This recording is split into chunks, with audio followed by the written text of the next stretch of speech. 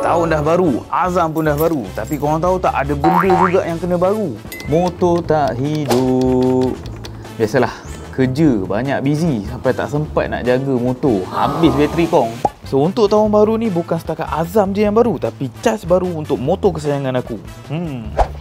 Motor kita ulang alik kerja ni lah yang mana kita mencari rezeki. Hujan, panas, kalau tak ada motor kita, pisang mat tak sampai destinasi. By the way, sebelum pasang, pasangkan merah dulu and baru hitam.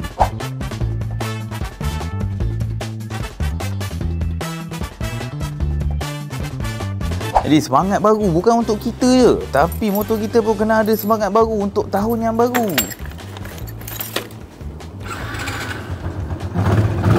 Sekali start je, Mat.